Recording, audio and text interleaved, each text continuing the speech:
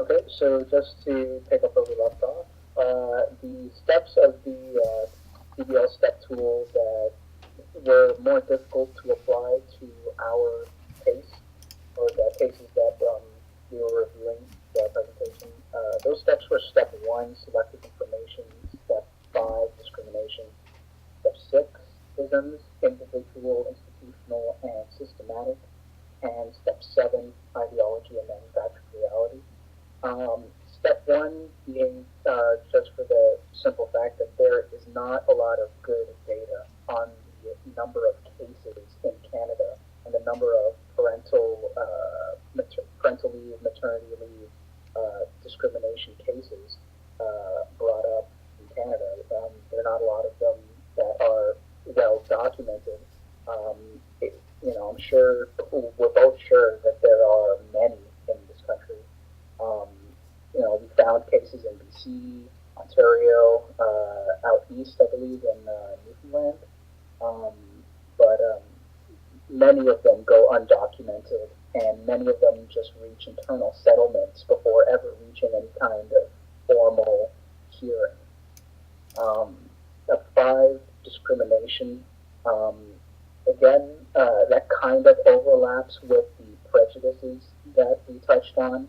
Um, Usually, discriminations, they're arguably drawn out over a period of time because this mat leave issue usually spans, you know, the period of the birth. I mean, unless a woman goes through multiple maternity leaves with the same organization, and issues kind of compound, it's kind of difficult to say that there are instances of long drawn out discrimination to women seeking maternity or parental leave. Right. Brandon, did you want to touch on six and seven? Well, yeah, I don't. I won't exaggerate too much on it. Like as far as like the ideology of manufactured reality, we were kind of toying with. Like a long leave kind of protects the employers from the cost of finding permanent replacement workers. So basically, encouraging fathers to be more active child rearers. So basically, being in that role. So they're kind of basically lofty ideals, and again, they don't reflect how long maternity leave is playing out in reality. So that was taken from our a piece of our research. So Canada's long maternity leave policy is said to encourage more babies, but it seems kind of irrelevant because the actual health necessities of the child. And one thing that we found interesting in that article was basically saying that they've argued that the first 12 months of a child's life can be impacted with regards to the health and the importance of breastfeeding and the importance basically just vital psychological and parental attention that's needed. So if you can have a mother or a father at home, then that's the best grounds. And I think in 2000, they did a great move by taking it up from 6 months to a year, and also by lowering the amount of insurable hours, so that mothers who don't have great jobs or who haven't been at work long enough, they're still going to be eligible. So um, I think I'll lead us right into just kind of some facts here, I guess, if that's okay, Stephen. We'll just kind of motor through the next part here. And these are just some facts to kind of play to the step tools. So, also from our research. So, this is from Alison Conrad. She's from the course entertainment chair.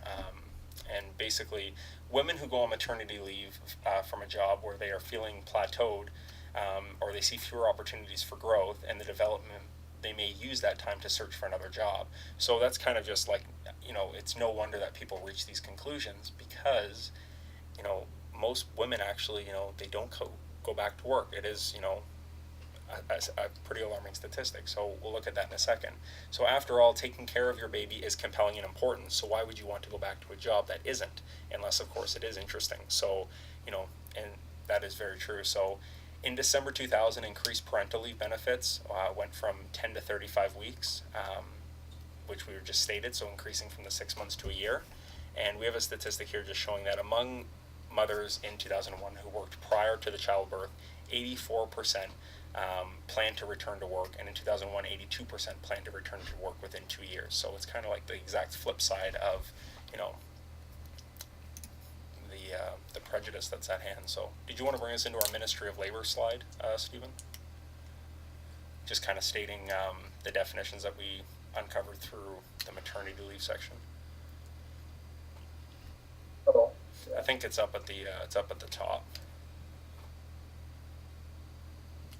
So, Ministry of Labor defines pregnancy leave or maternity leave. They give a pretty clear-cut definition. Pregnant employees have the right to take pregnancy leave up to 17 weeks or longer in certain circumstances of unpaid time off from work. That's the pregnancy leave. And however, then there's the parental leave. So it is two separate leaves, but they're usually just kind of generalized as one term, but it's not. It's two separate terms, and it's important factor to remember. So yeah, as for the separate parental leave, both new parents have the right to take parental leave of up to 35 or 37 weeks of unpaid time off work. Yeah, Yeah, and I can also under, yeah, I can talk to that. Basically, I think it's funny because that is kind of a big misconception, and I was even you know um, I was one of those who really didn't know the ins and outs of all this, and now going through it all, I have a really good understanding of it.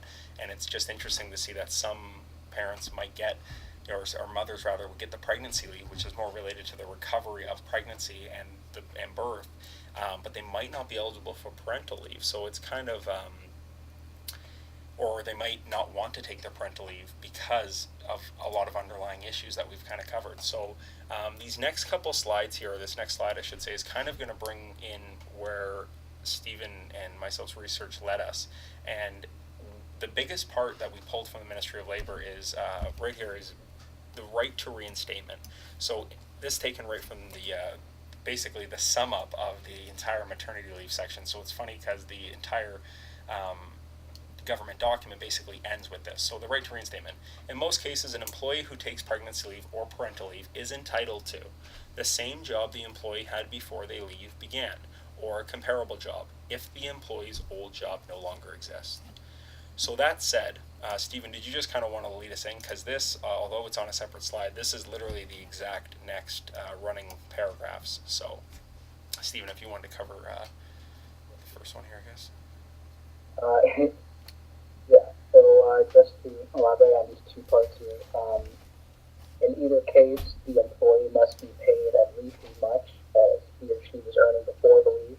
Also, if the wages of the job went up while the employee was on leave, or would have gone up if he or she hadn't left, the employer must pay their higher wage when the employee returns from leave.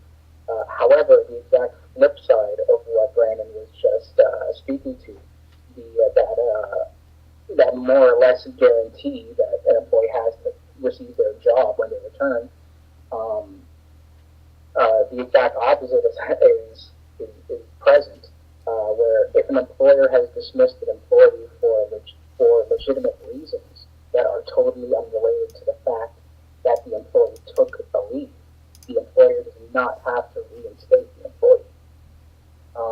So it's kind of just it's dumb.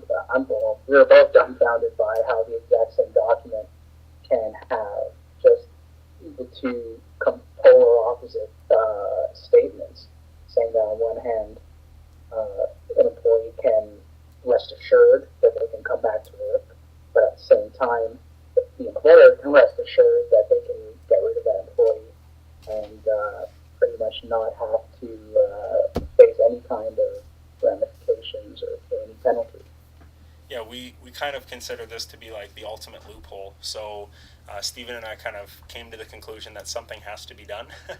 So our conclusion to this is kind of basically posing just maybe some options or some ideas anyway, which, hopefully these are things that, they're definitely feasible, and maybe they're things that, are tried and on more private levels, but surely not stated. So I guess I'll open us up here. So what can be done?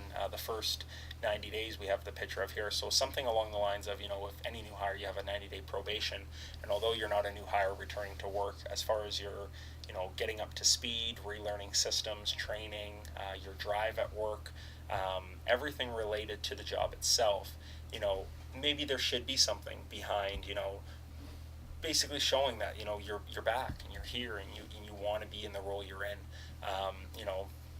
obviously there's a lot of underlying issues there with regards to discrimination, and why would someone, if they've been with a company for 15 or 20 years, why would they have to serve a 90-day probation? Of course they're going to be back. Well, the same way that all these laws are stated now, basically what we're coming to the conclusion of, things just need to be more firm. So, Stephen, did you maybe want to bring us to the referendum or to the check-in? I know it's a good, both really good ideas. Yeah, just I'll just touch on the checking in. This was an idea that was also present in the articles that we referenced, and it's nothing radical, but a lot of mothers now do check in regularly with their employers. It doesn't necessarily need to be on a schedule per se, but a regular checking in period or just regular intervals where the mother or the parent that's on leave checks in with their employer, maintains a good working relationship. There doesn't necessarily need to be a workload delegated to them, but if they just check in periodically to stay updated on what's happening with the company. Is the company in the process of being sold? Um, Major issues like that. What kind of new systems are being put in place that they're going to have to come up to speed with when they do get back? This checking in can just periodically over the term of their parental leave can really make a difference when they come back. Well, yeah, and I think it's a great idea because, although a lot of mothers probably do it on their own accord, I think it's, extremely important from the company side to see that, like we were talking about, their drive's still there, their dedication to the employment opportunity is still there, and they want to, continue that connection, you know, on the personal level with all their employees. So, um, yeah, we have extended this PBL presentation to probably the two maximum size videos that YouTube will allow us to put up. We're at another 15 minutes. We're just a minute away. So I'll bring us to our reference slide. So Okay. yeah, this is some of the sources that we covered here. And yeah, thank you very much for your time. And yeah, I guess we'll leave it at that. Yep. All right. Thanks, everybody. Hope you enjoyed our presentation. Yeah, thanks.